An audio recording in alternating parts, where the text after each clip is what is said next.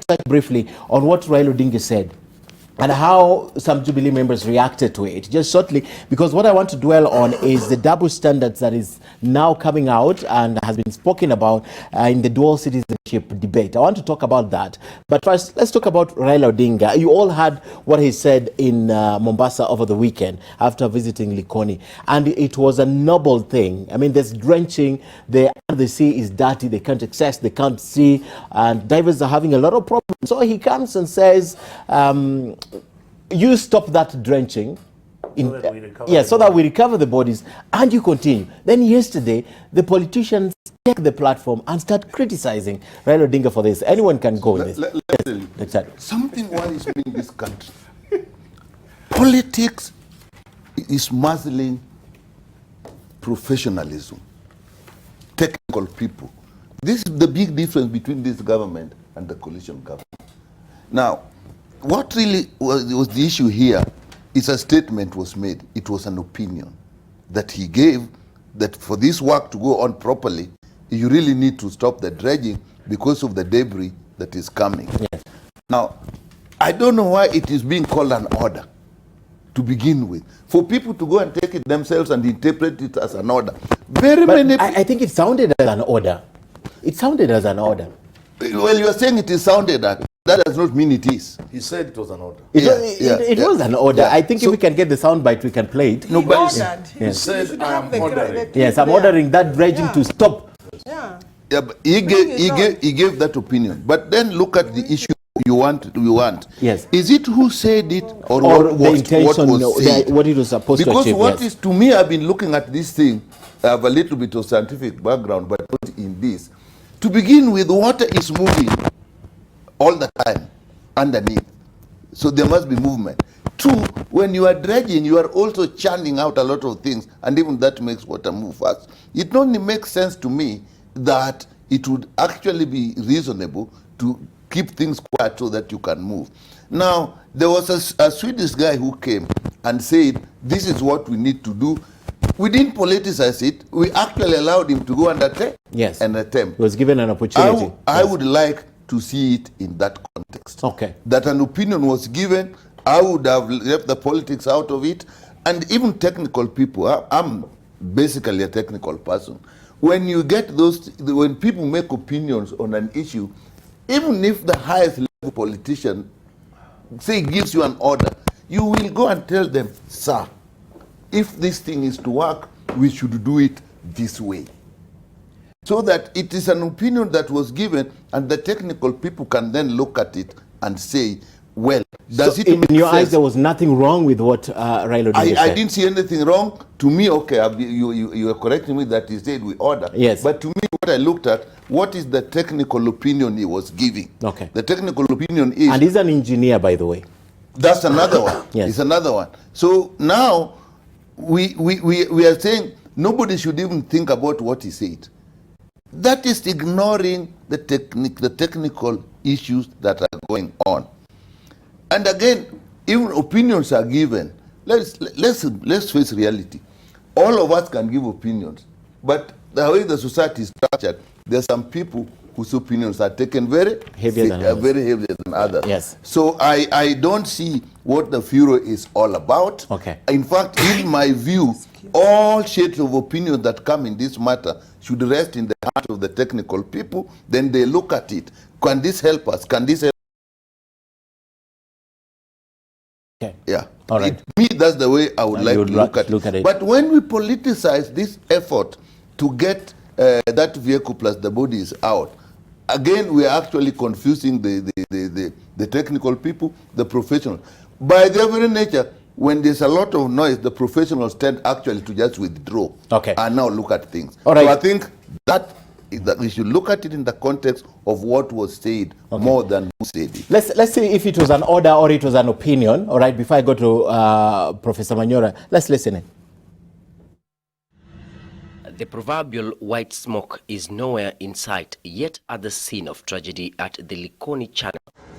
The African Union's High Representative for Infrastructure Development in Africa, Raila Odinga, who visited the Likoni Channel, called on the government to employ more efforts, resources, and necessary actions towards the search and recovery. I want to give an order here that the dredging work should stop immediately so that those who are working here can work without interference of the kind of debris that are being emitted under the water, which interferes with the visibility. As some express dwindling hope over the retrieval of baby Amanda and her mother Mariam's bodies. All right, so we've established it was an order. Stop immediately. That's an order. No, That's an order, right? If it was an order indeed, as it is an order, you must then discuss two things. One, should we go the way of substance, which is what Nyikal is saying? He's talking about, yes, exactly. I mean, does it make sense that they stop? Certainly it does. And when you go that direction, then you wonder what some of these young politicians are saying, that ignore the order. Why are you putting politics above human life? Yeah, I mean, some serious situation that requires to be dealt with. If that will help us move forward with this problem we have, which is a national shame, by the way. This is very embarrassing to the country. Absolutely. If that... What is, Prof, before you, what is embarrassing? That we haven't the body? Of course, that we allowed... Okay. Look, there is so much embarrassment here. Look, Ken, look at that ferry. If you looked at why that vehicle slid into the ocean, you can die with shame as a country. And the ferries that are working, those ferries are still in the same state. Nothing has changed. Even now, it is dangerous. Look, the least we could do is to retrieve those bodies, to bring this thing to a closure for the country and the families affected. Look, they are being forced to hire private people at their own cost, the family. That is national shame. Now, if this is going to help us reduce the national shame and help the family come to closure, and some politician says ignore the order, then you want to wonder, what kind of people do we have in our you'll be held personally responsible if you follow the order. What kind of politicians do we have in this country? They are so cheap. I don't even want to imagine they are my leaders in this country. Because I want to tell you people who are on this bench, Ken, Mjunga and I are not in parliament. The four of you. Do you know who you are in this country, Nikal? Do you know you are among the top less than 500 people who will determine the future of this country, who run this country, whose every word should be weighed because it means a lot.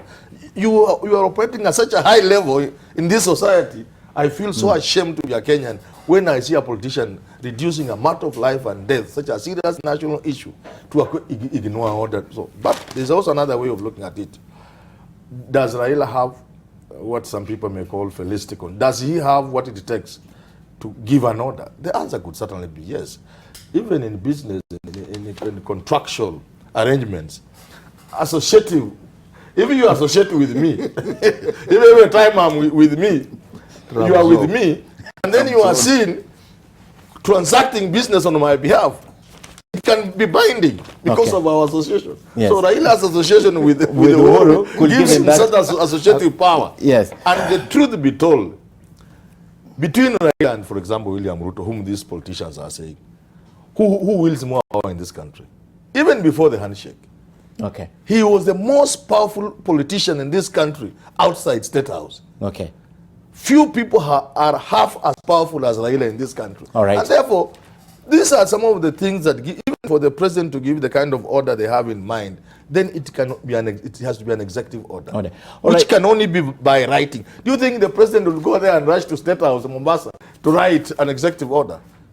So a pronouncement orders can come from people like somebody said, I think you know said, who hold certain sway in society. Okay. Yeah. All right. And as you comment, Mheshimiwa, I think Mheshimiwa Rigathi should look at the story on page 3 of the Standard. And perhaps this will make him change the mind. Because this is the story about the husband of that lady and his cries. And John Wambua opens up on the pain and betrayal in the search of the bodies of his loved ones 1 week later. Today is the 9th day. And when he reads the newspaper, and this thing is captured in the front page of the Standard, and looks at it in the context that Mheshimiwa Rigathi spoke about it, how much pain does he feel anyway?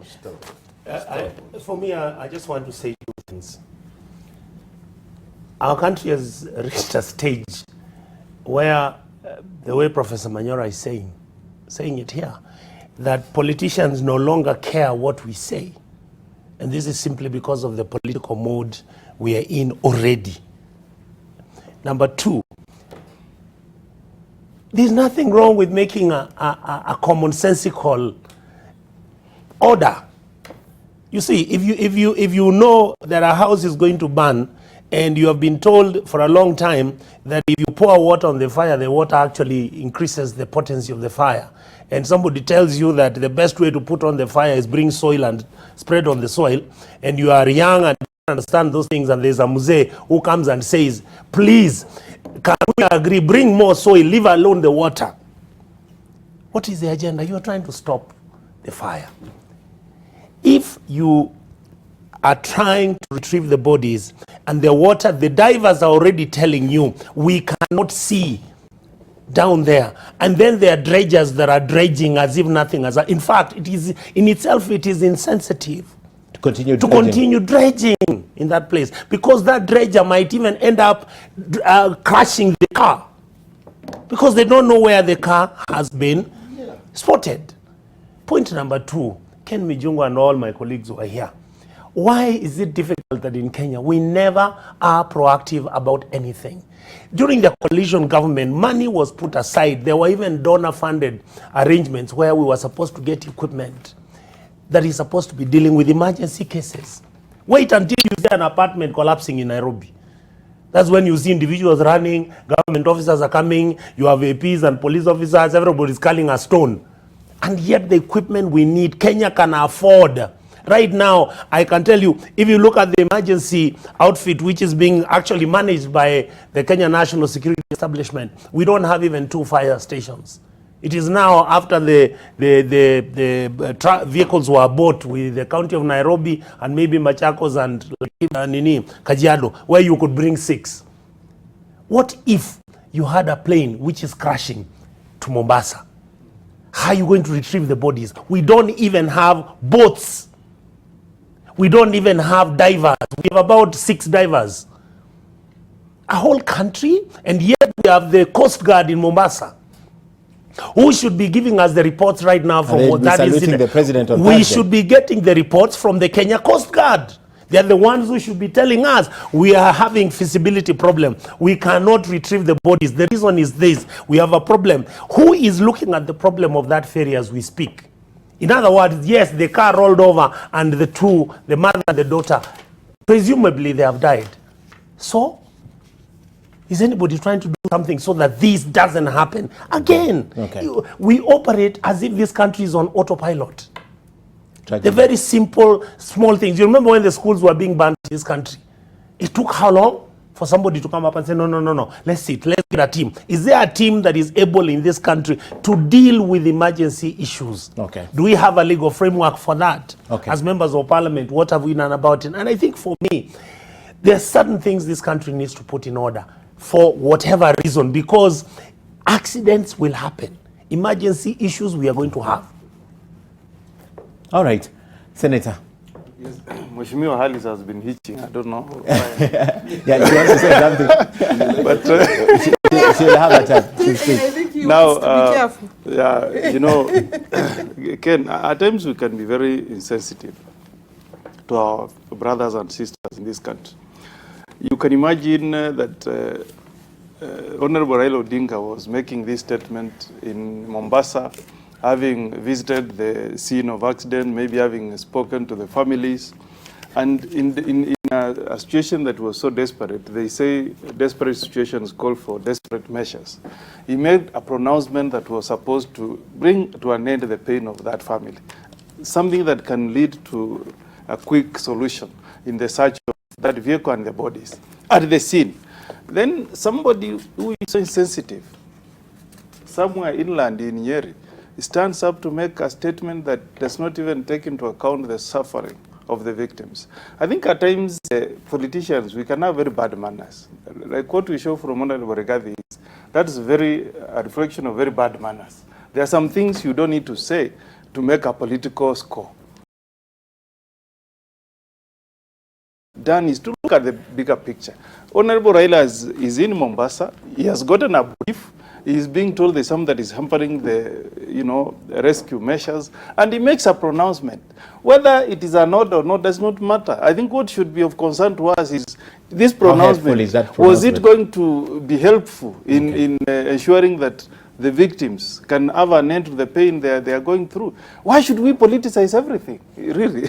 Why does it does not matter? It's like you found an accident has happened somewhere, and you stop vehicles and say, I'm directing that you take these people to hospital.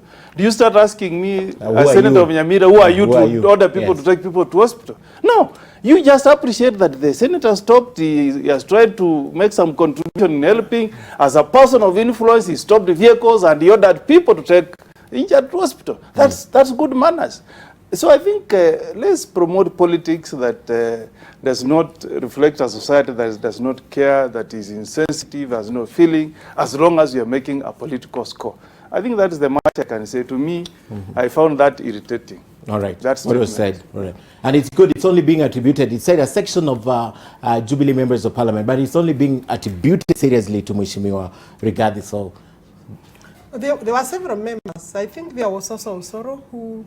But he didn't mention it. He expressed, yes, he did. Okay. Yes. He expressed his opinion and said he thought that. He's a young boy. He's even younger than me. No, he's a member. He's a member. No, he's a young. He's a member of parliament. I want question to, him. I'm seated here. Unfortunately, I think this is a matter that obviously requires very serious depth in terms of response. In 8 days, the family, I think it's now 8 or going today is the 9th day. It's going to last week on Sunday. Yeah, 9 days, 8 days yesterday, today 9 days. That the family have not received their body. There seems to be inability to recover. But even most important is how Mariam and her daughter disappeared into the ocean. And it took like 10 minutes or so. I think there should be some report showing how long the vehicle took to actually sink. All those issues are a sad state of affair for our nation. And to imagine that she had already gotten into the ferry, and it is the ferry that actually pushed her into the ocean. These are the deeper questions. Should this ferry still be carrying people? Yes. And so if Laila, I think, was there on Friday or thereabout, and the government was there on Saturday. Yeah, the government must have been seized of all the facts. I would imagine the Coast Guard ferry, the Navy that is next door, the Ministry of Transport, the minister was with the PS was there. The PS was there. Yes. The government must have been properly. They have technical teams. They even had called, some had called, there is somebody from Sweden. There is also reports that some people are coming from South Africa. And therefore, I'm unable to see how then it would have been the Honorable Raila Odinga that was actually issuing an order. You see, executive order is actually supposed to be in writing. Because of the abuse and misuse of executive orders that were there before, this current constitution requires executive orders to actually be in writing, because people must take responsibility. Even if the Honorable Right Honorable Raila Odinga issues an executive order, will he take responsibility? Will it be taken? I think it was even, I believe it was embarrassing, because thereafter, I don't think the exercise stopped, because there is a communication, the manner in which a communication has to be done within government. Is it possible that he can communicate? He can speak like a politician, yes, and of course, as the leader of minority, and say this should stop. But it shouldn't. He should, and I think he has wisdom enough, and I mean, he knows. He has served the government. I'm sure he knows how to frame and phrase a statement that he's calling for an immediate stop. But that's bureaucratic. He cannot. I'm talking about the manner in which we've lost lives. Ken, allow me. We have lost life. Yes. We are recovering. I'm talking about the manner in which it is delivered. It must not appear to be impunity, because tomorrow, how will he then order somebody else? You remember, Ken, I also raised issues. I may appear to be the only person who is not seeing it that way. I raised issues into how the Capitol Hill can be an office where ministers would report, go there to report. Because we have a government that is in place. If I want to make inquiry from the government, I cannot summon the government into my office. I can summon the government to Parliament. So I find it, unfortunately, not in order. Okay. For the because if it is an executive order, Yes. it's only one person supposed to issue. Okay. Hold on, it's only one person. Hold on. Would you be uncomfortable? No, it is only one You person. lost somebody in your place in a quarry. Would you find it Hold on. uncomfortable Let if me- Raila was in her I would constituency? find it uncomfortable. and He said- cannot issue an executive It wasn't order. that. Why Yeah. is it an executive? Why An do you think it's an executive executive order, order? there is only one authority But why do you that think can it's an issue executive order? an Alice? executive Why order. do you think executive it was an order. executive order? Unless you want to pretend that that statement, I was a am common sense giving order. an order. It was a common But sense how order. He executive- can call. Where There is is the a way executive? you can call for immediate stop, but you cannot call it an order because you cannot. He didn't order. call it. We are Yeah. calling it. He just sounded making an he order. said, I'm immediately. ordering. Yes. He cannot order a government project to stop. He can consult with the government. You know, that is, you know. Does let us it call matter the reason why he did that, Alice? Does it matter? Does it matter the you know, wider context you know, of then this? I don't know whether I'm communicating, Ken. I'm saying Which you is can, true, but I'm just asking, does it matter the wider interest, the wider reason he did it? you Does know, it tomorrow matter? he will issue another executive order. No, let's just Yes. deal with this. Does it matter? The context in which he There made the were order. people, there was government there. The Who among government, the government and was an he engineer? he had consulted. Yes. They are the ones who should have been seeking authority to stop, but not the So the Right problem is Honorable Raila Raila, Odinga. not what he said.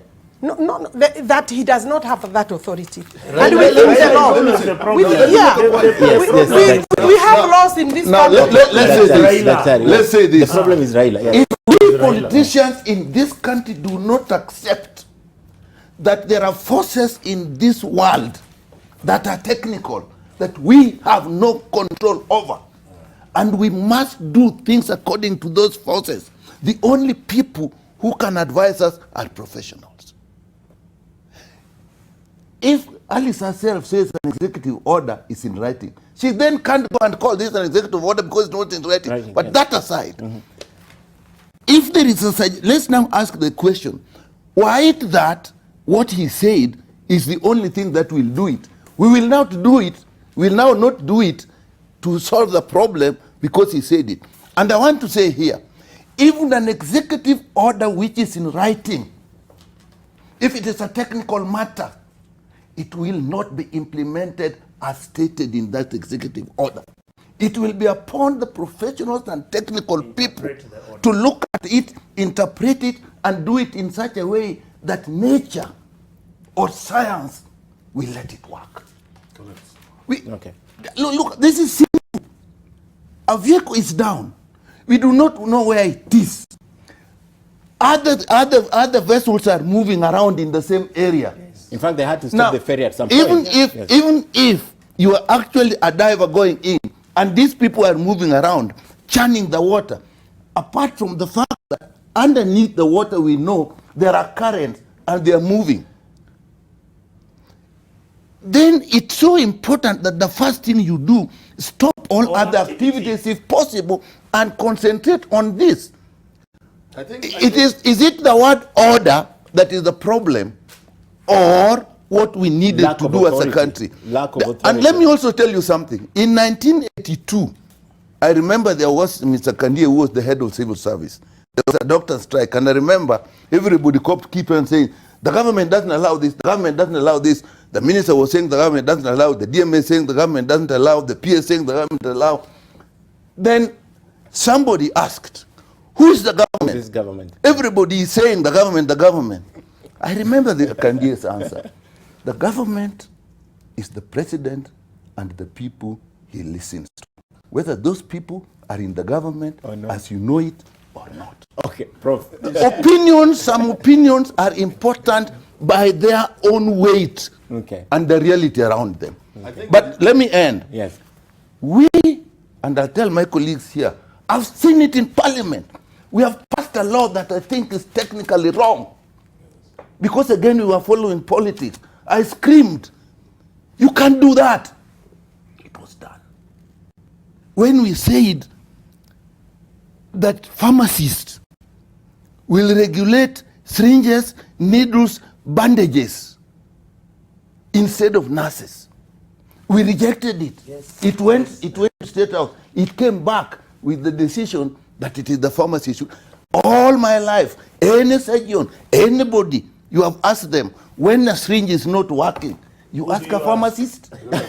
When a scissor is not working, you ask a pharmacist. Really? But we sit there and not being loyal to the forces of nature, which only professionals understand. Okay. Even in this case, way back, years back, somebody had noted exactly the same problem that occurred, that the equipment, that particular equipment that eventually led to this failure, the Auditor General said that thing is not working. Yes. Okay. Again, we ignored. Yeah. Daktari, We must respect nature. Yes. Or if you and science, and if you are a religious person, God. Exactly. No, We're running out of time. Ken, as I look at the clock there, Yes. I will not say much, but because of what Alice has said, I must speak on behalf of Kenyans like me who are crying and the family of the bereaved. Honestly, Alice, with due respect, you can't speak like that. These people are in great pain. It's not about Raila. It's about, like we said, does that make sense? And like Nikal ably puts it, that makes a lot of technical, scientific, and common sense. Okay? And if it is you have a problem with Raila, let it be known, and I've said here, that Raila holds power, which almost nobody in this country has. Raila can order for a public holiday, and there was a public holiday. Was there no public holiday? Say, Kesho ni holiday, Monday ni holiday. There were no matatus plying the roads. There was a public holiday. From Raila, you can do it, I can do it, Ruto can do it. Only the president and Raila can do this. There are some people who hold certain power. But that's not even important. What is important is the shame we have brought ourselves. Let's not dig the hole deeper by defending that we shouldn't defend. That was bad. And Ken, I know there's no time, but allow me to say this. Yes. My PA walked in my office, my dirty office, I call it a store. He found me, I was in tears, somehow. And let me tell this, about this thing. I had just been listening to a clip by a woman, MP, I think, from Lamu. What she was saying made me actually cry. Why do we employ people who are seeing water for the first time in their life when they go there as Coast Guards, as Navy officers? Yeah. Why? It is so painful. He said, and he was mentioned even the names of those boys from a certain village. Those people go down, I don't know how many meters to go and get lobsters and these other deep sea fish. They die without any equipment, without nothing. They just go there and come out with those things. So these are the people we should be employing, not employing certificates. Okay. I was so pained. Tears rolled down my cheek. Why are we doing this to ourselves as a country? Okay. It is so bad because the kind of shame we have brought ourselves. Yes. Look at a family bereaved the manner in which they are, and that's why I don't like what Alice and those other MPs are saying. Having to go into their pockets, look for money to pay for divers from South Africa at such a moments of pain. It is shame to the country. We should not allow this. We're out of time, about 2 minutes left, but I'll give you a minute, Mheshimiwa. For me, what I wanted to say again is that every time we look at our country, and every time we begin to interrogate our country, what has been our strengths, what have been our weaknesses, the truth is that our country has got very many strengths. But always it is our political class. And I'm now at that stage, and I count myself to be part of it. Our political class has refused to figure out how to make this country a better country for everybody, how to bring in laws which are going to make it better for everybody, and how we are going to become proactive to figure out how to solve the problems affecting the country. All we ever do is politic. From Monday to Monday, it's politics. Tuesday, we go to Sunday, it is in churches. Who are we talking? And you know, this is the most annoying thing for me these days. Why are people talking about Raila all the time? The MPs should have been screaming about how we have no equipment. There are gadgets. There's a machine which is known which can go up to 2,000 feet, which the Western countries have got. We should have such a machine. We should have it in Kenya, just in case. We should have cranes when a building which is 44 stories. There are cranes which can go 44 stories so that the fire which starts up there can be put off. Do we have such a crane? No. Are we building buildings which are going to be 106 floors? Yes. Is anybody thinking about it? No. Okay. Senator. You know, I think there's a time, 5 years ago, when of course the magnitude was much higher, when there was an accident that happened involving a ferry. The MD of that Asian country tendered his resignation. In Kenya, this happened 6 days ago. There is not even an apology. Yes. Not even an apology from the head of Kenya Ferry Services. Notwithstanding the fact that if you read the auditor's report, he has queried about 4.1 billion shillings that cannot be accounted for. Yet, as we speak today, that guy is sitting comfortable in his office, still as the MD of that organization. Ken, if we continue this way, it will be business as usual, even when worse disasters happen. Okay. Somebody must be held responsible. Okay. And it's high time that when such a thing happens, the head of that institution, by now, should have tendered his resignation. All right, Alice. I want to say that actually I feel that the reason why I'm against mishandling, even the manner in which we are responding and we respond is still mishandling.